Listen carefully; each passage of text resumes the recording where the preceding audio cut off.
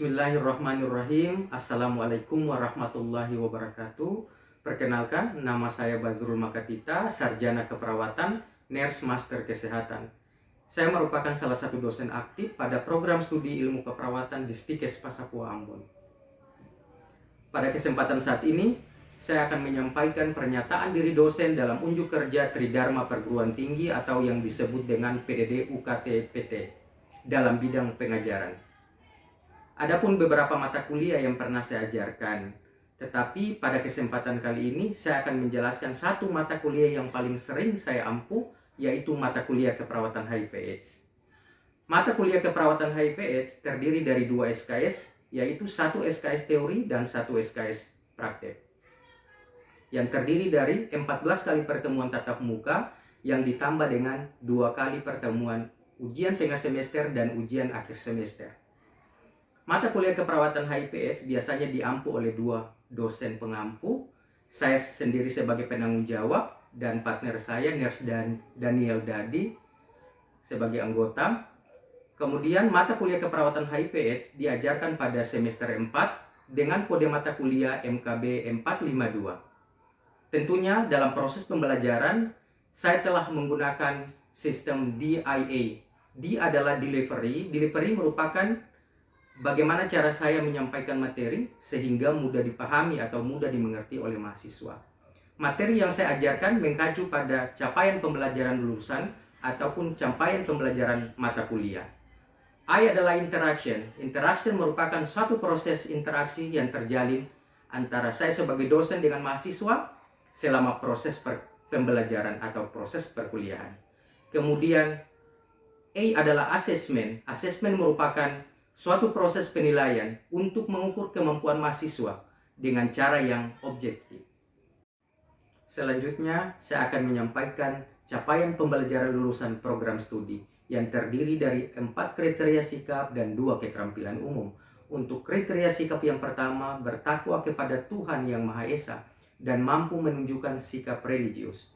Yang kedua, menjunjung tinggi nilai kemanusiaan dalam melaksanakan praktek keperawatan berdasarkan agama, moral, dan etika. Yang ketiga, bekerja sama dan memiliki kepekaan sosial serta kepedulian terhadap masyarakat dan lingkungan. Yang keempat, menunjukkan sikap bertanggung jawab atas pekerjaan di bidang keperawatan secara mandiri. Dan untuk keterampilan umum yang pertama, mampu menunjukkan kinerja mandiri, bermutu, dan terukur. Yang kedua, mampu mendokumentasikan, menyimpan, mengamankan, dan menemukan kembali data untuk menjamin kesahihan dan mencegah plagiasi. Dan untuk mata kuliah keperawatan HIV/AIDS terdiri dari 5 CPMK. CPMK yang pertama yaitu melakukan asuhan keperawatan pada kasus dengan HIV/AIDS dan penyalahgunaan narkotika, psikotropika, dan zat adiktif. CPMK yang kedua yaitu melakukan simulasi pendidikan kesehatan pada kasus dengan HIV/AIDS dan penyalahgunaan narkotika, psikotropika, dan zat adiktif.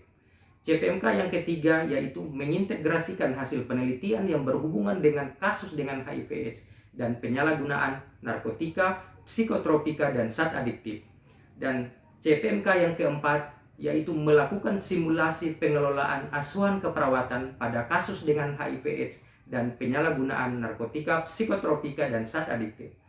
Dan CPMK yang terakhir ataupun yang kelima yaitu mendokumentasikan intervensi keperawatan pada kasus dengan HIV/AIDS dan penyalahgunaan narkotika, psikotropika, dan zat adiktif.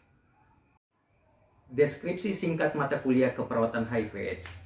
Mata kuliah ini mempelajari tentang tren, isu, dan perilaku berisiko tertular ataupun menularnya HIV/AIDS, termasuk penggunaan narkotika, psikotropika, dan zat adiktif melalui pengkajian biopsikososial, spiritual, dan kultur, pemeriksaan fisik dan diagnostik, tanda dan gejala, penata laksanaan pasien dengan HIV/AIDS, prinsip hidup klien dengan HIV/AIDS, family sentence pada orang dengan HIV/AIDS, stigma pada orang dengan HIV/AIDS, prinsip komunikasi konseling pada klien dengan HIV/AIDS, konseling pada klien dengan HIV/AIDS, prinsip perawatan pada bayi dan anak penderita HIV/AIDS atau dengan orang tua positif HIV/AIDS. Kemudian, adapun bobot penilaian yang saya berikan Bobot penilaian yang pertama saya ambil dari absensi, yaitu 10%. Kemudian dari tugas saya berikan skor 20%. Dari ujian tengah semester dan ujian akhir semester masing-masing saya berikan skor 30%. Kemudian ujian praktek saya berikan skor 10%. Demikian yang bisa saya sampaikan. Saya ucapkan terima kasih atas perhatiannya. Kita masuk ke pembelajaran tatap muka di dalam kelas. Saya ucapkan terima kasih. Wassalamualaikum warahmatullahi wabarakatuh.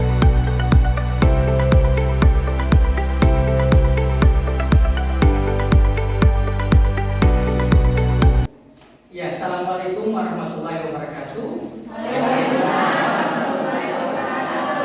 Selamat pagi, salam sejahtera untuk kita semua. Bagaimana kabarnya hari ini? Jadi ini merupakan pertemuan kedua kita setelah pertemuan pertama. Kita bahas tentang rencana pembelajaran semester. Saya informasikan ke kalian materi-materi apa saja yang nanti saya bawakan pada mata kuliah keperawatan HIPS ini di semester 4. Ya, pada pertemuan yang lalu saya sudah jelaskan materi-materi apa saja yang saya bawakan nanti.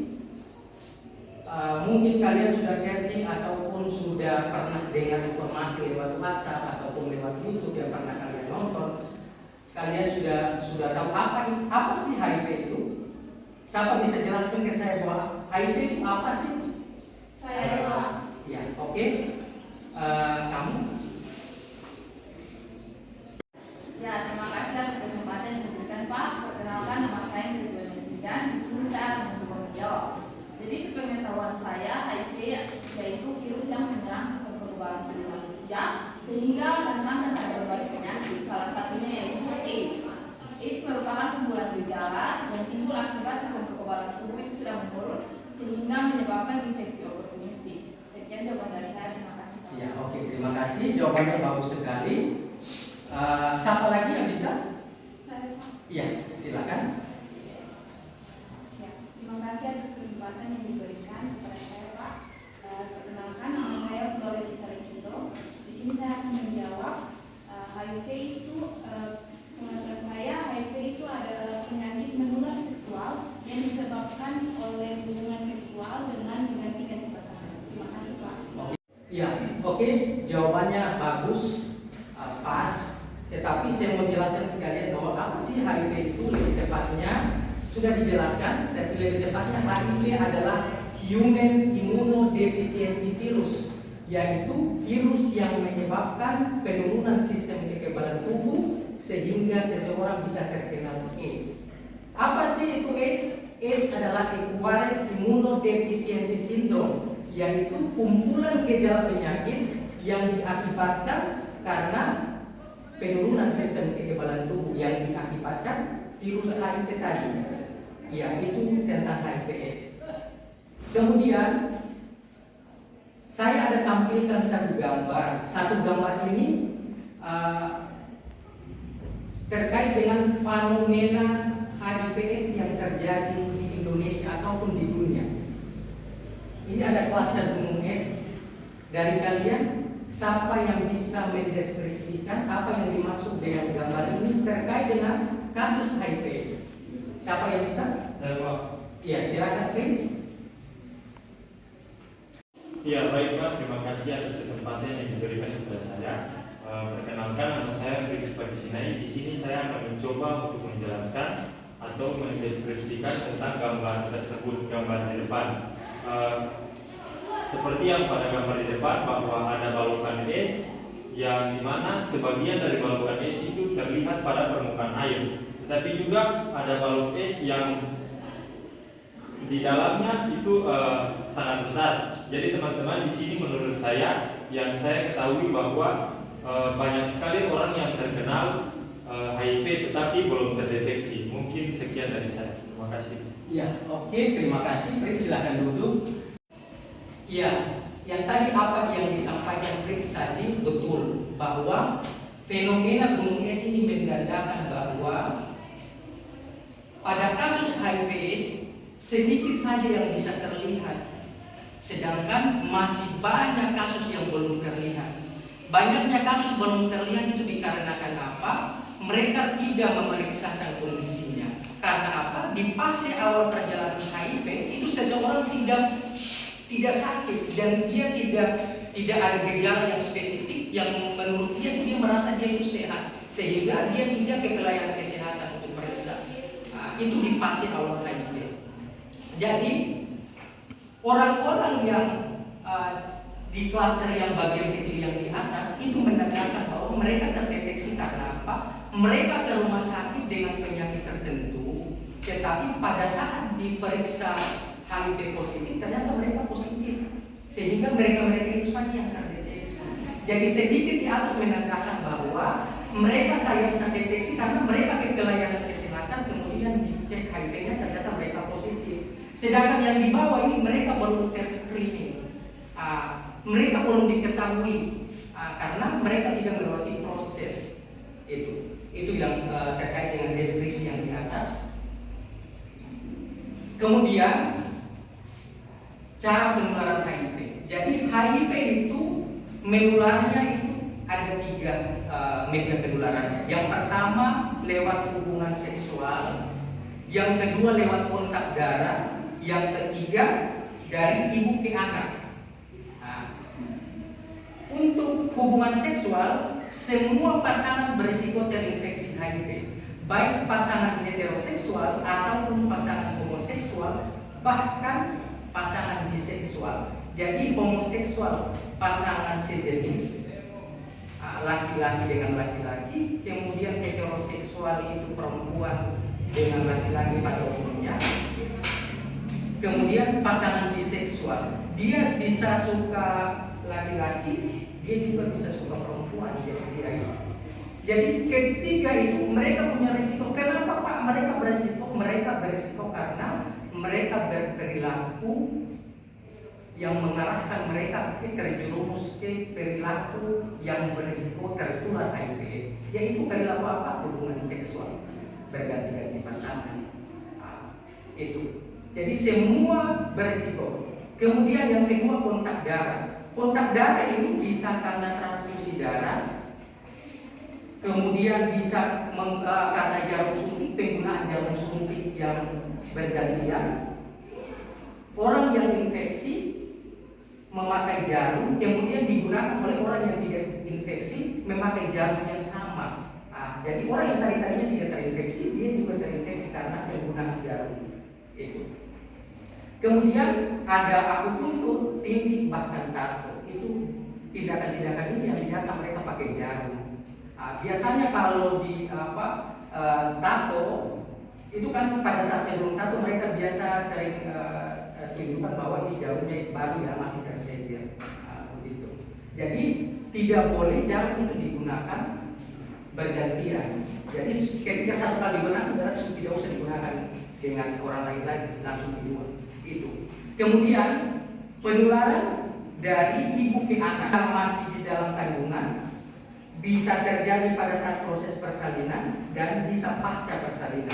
Itu infeksinya bisa tiga-tiga terkena. Kalau infeksinya di dalam kandungan bisa biasanya terjadi karena isi ibu ada infeksi lain seperti infeksi malaria. Tetapi pada umumnya itu ibu dengan HIV, anaknya itu bisa tidak terkena HIV. Itu 60%. Ibu yang HIV, anaknya tidak HIV itu 60% bisa. Dan resiko dia tertular HIV itu cuma 40-45% anaknya terinfeksi. Jadi peluang besar bahwa ibu ini anaknya tidak terinfeksi, peluangnya lebih besar dibanding dengan anaknya terinfeksi. Oleh sebab itu, ibu penderita HIV/AIDS itu biasanya disarankan untuk sesar. Karena apa? Pada proses sesar, dan sesarnya itu apa? Sesar dilakukan sebelum kontraksi, sebelum ada kontraksi rahim. Kenapa demikian? Karena ketika sudah ada kontraksi rahim, otomatis ada pembuluh-pembuluh darah yang pecah karena kontraksi rahim, sehingga ada infeksi antara ibu dan anak. Itu karena infeksi. Padahal sistem peredaran darah pada janin itu berbeda dengan ini. Berbeda. Jadi itu yang menyebabkan mereka kenapa tidak terinfeksi. Jadi konteksnya peredaran sistem darah pada janin berbeda dengan ini. Jadi pada saat yang menginfeksi itu ketika proses melahirkan, kemudian bisa proses pemberian ASI. Itu yang menyebabkan si anak bisa terinfeksi. Iya. Selanjutnya epidemiologi HIV/AIDS. HIV/AIDS telah menimbulkan kekhawatiran di berbagai belahan dunia. Karena apa? Dalam waktu yang relatif singkat terjadi peningkatan kasus HIV sangat tinggi. Dan sampai saat ini belum ditemukan obat dan vaksin yang efektif untuk pengobatan HIV/AIDS. Obat sudah ada, tetapi itu ARV, antiretroviral atau antiretrovirus. Jadi obat ini dia menekan perkembangan virusnya. Tetapi dia tidak menyembuhkan. Makanya orang-orang dengan HIV/AIDS itu harus minum obat seumur hidup. Tidak bisa lepas dari obat HIV/AIDS. Jadi mereka minum ARV seumur hidup mereka.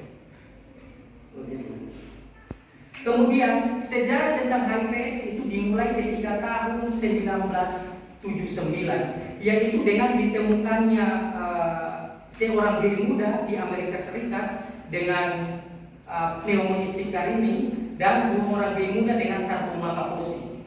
Kemudian pada tahun 1981 ditemukan bayi muda dengan kerusakan sistem kekebalan tubuh. Jadi pada tahun 1979 ditemukan 2 orang, jadi 3 orang, 1 dengan pneumonia ini, 2 orang dengan sarkoidopsis. Itu di tahun 1979. Kemudian di 1981 ditemukan 1 orang dengan kerusakan sistem kekebalan tubuh. Itu pertama kali ditemukan kasus HIV/AIDS di dunia.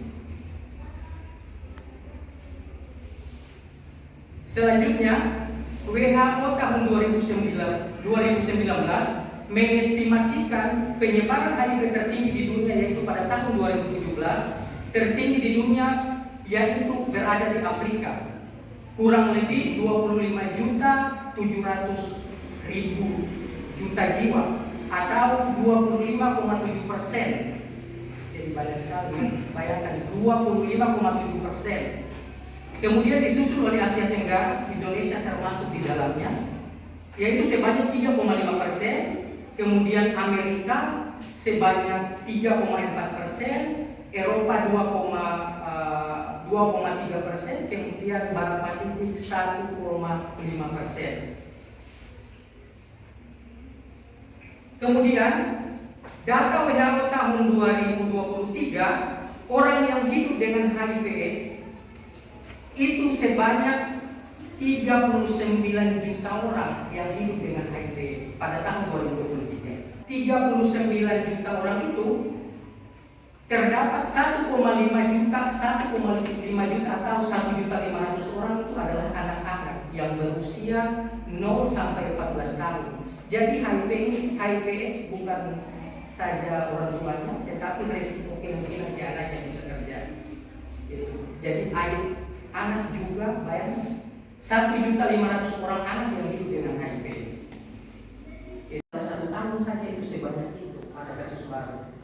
Kemudian mortalitas terkait dengan HIV pada tahun 2022 itu sebanyak 630.000 orang yang meninggal karena HIV. Jadi ada sekitar 630.000 orang yang meninggal karena HIV secara global.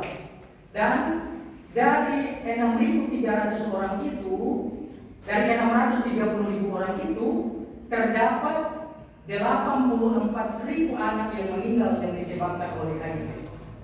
Itu di tahun 2020. Kemudian HIV terus menjadi masalah kesehatan masyarakat global, bukan saja di Indonesia, tetapi secara global semua negara mengalami. Kemudian sejauh ini HIV telah merenggut orang yang telah meninggal dengan HIV itu 40,4 juta orang. Jadi 40.400 juta orang yang telah meninggal karena HIV sepanjang tahun sampai tahun 2022. Jadi luar biasa orang yang sudah meninggal, banyak sekali orang yang meninggal. Jadi sebagian besar orang yang meninggal sebenarnya bukan karena HIV-nya. Ini perlu saya sampaikan ke kalian, karena orang yang positif HIV belum tentu AIDS. Seperti pengertian yang tadi, orang yang positif HIV belum tentu mereka AIDS, tetapi orang yang AIDS sudah tentu mereka HIV. Ketika sistem imunnya turun, dia bisa bisa TB, bahkan radang sampai di otak, itu bisa terjadi. Itu. Selanjutnya, di Indonesia berdasarkan profil kesehatan Indonesia tahun 2022, total penderita acquired immunodeficiency syndrome itu sebanyak 9.901 kasus dari total 34 provinsi yang ada di Indonesia. Sudah penderita AIDS. Ini bukan HIV saja yang AIDS, yang sudah ada penyakit penyertanya. Itu. Ya. Kemudian saya temukan data bahwa pengidap AIDS terbanyak nasional di tahun 2022. Yang pertama ada Jawa Tengah, jumlah kasusnya 1.484 kasus, disusul oleh Papua 858 kasus, kemudian Bali 851, kemudian Jawa Timur 666 kasus, Jawa Barat 629, dan seterusnya. Dan yang ke-10 itu Sumatera Utara 403 kasus. Itu kasus AIDS. Selanjutnya, epidemiologi lokal. Penularan utama di Indonesia adalah diindikasikan bahwa ternyata penyebaran utama HIV di Indonesia itu yang pertama itu karena hubungan seksual. Tentunya hubungan seksual yang berisiko. Itu. Kemudian yang kedua, penggunaan jarum suntik. Itu untuk Indonesia penyebab utamanya itu hubungan seksual, kemudian penggunaan jarum suntik. Ini saya dapat di profil Dinas Kesehatan Provinsi bahwa di tahun 2021 jumlah kasus HIV dari Januari sampai Mei untuk Kota Ambon sendiri ada 78 kasus, disusul oleh Maluku Tenggara Barat, kemudian sebanyak 7 kasus, kemudian Maluku Tengah ada 6 kasus. Selanjutnya itu Maluku Barat Daya 6 kasus, kemudian Seram bagian barat ada 3 kasus. Itu dari Januari sampai Mei di tahun 2021. Kemudian saya tunjukkan ke kalian data dari Dinas Kesehatan Kota Ambon.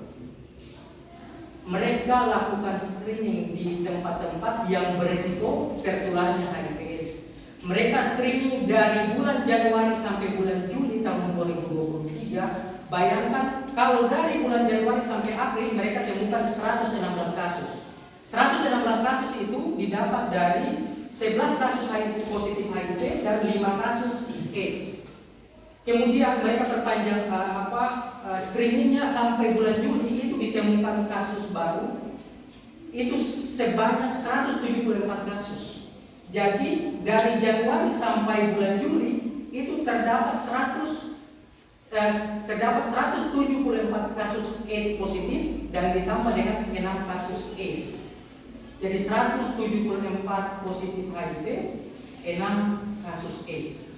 Itu di Provinsi Maluku, provinsi yang kita duduk sekarang ini, yang kita tinggal. Jadi hati-hati. HIV ini dia tidak menular begitu saja. Kita berjabat tangan langsung tertular, tidak semudah itu HIV. Tidak semudah itu HIV bisa tertular ke orang yang negatif.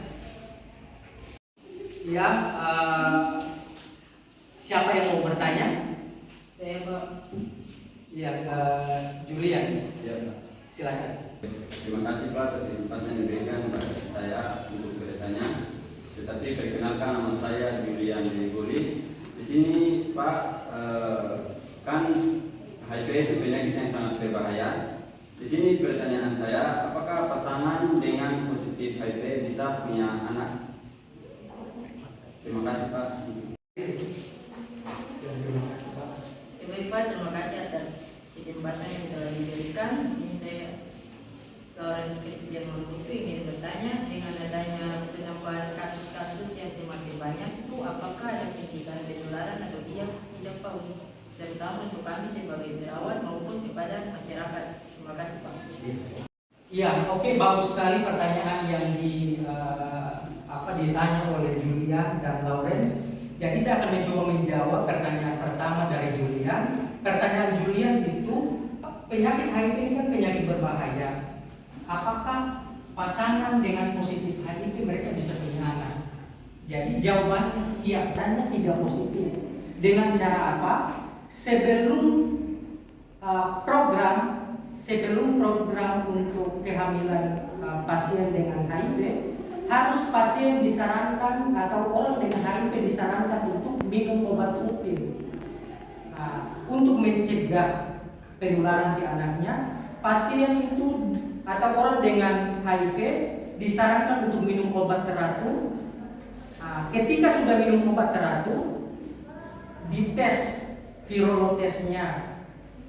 Kalau virolognya jumlah sel virusnya di dalam darah misalnya kurang dari 50 kopi per mililiter, artinya hasilnya negatif, berarti bisa program.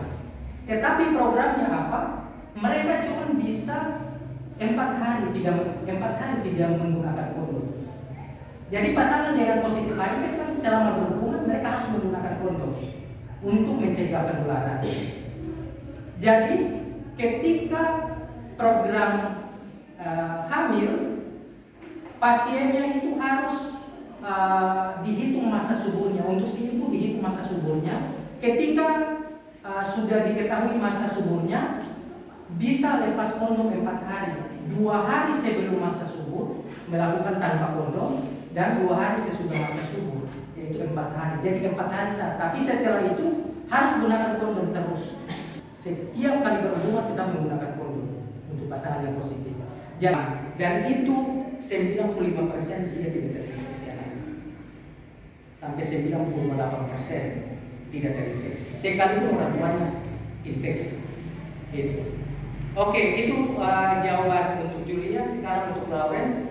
Pertanyaan Lawrence tadi dengan meningkatnya kasus HIV yang semakin tinggi, apakah ada penanganan ataupun pencegahan HIV? Iya, HIV bisa dicegah dengan cara hindari perilaku yang berisiko untuk tertularnya HIV. Hindari perilakunya berupa apa? Yang pertama, tidak melakukan hubungan seksual sebelum menikah. Setia pada pasangan. Jadi setia pada pasangan, dan Anda harus yakin juga bahwa pasangan Anda itu setia. Jangan sampai Anda sudah menganggap bahwa Anda ini setia, tetapi pada saat pemeriksaan ternyata Anda positif. Terus tertularnya lewat apa? Jadi bisa jadi tertularnya dari suaminya ataupun dari istrinya. Artinya ada salah satu pasangan yang tidak setia. Itu. Yang ketiga, harus menggunakan kondom. Yang keempat itu tidak boleh menggunakan narkoba, terutama narkoba suntik. Itu tidak boleh karena itu merupakan media pintu masuknya virus masuk ke dalam tubuh. Cari informasi tentang kesehatan. Internet itu penting, itu berkaitan dengan kesehatan kalian. Jadi kalian harus terbanyak cari informasi tentang kesehatan. Ya, mungkin itu saya yang bisa saya sampaikan. Kira dari Julian dan sudah paham? Ya, Lawrence sudah paham? Ya, oke. Mungkin itu saja yang bisa saya sampaikan. Saya akhiri pertemuan kita di pagi hari ini dengan ucapan wassalamualaikum warahmatullahi wabarakatuh. Selamat pagi, salam sejahtera untuk kita semua.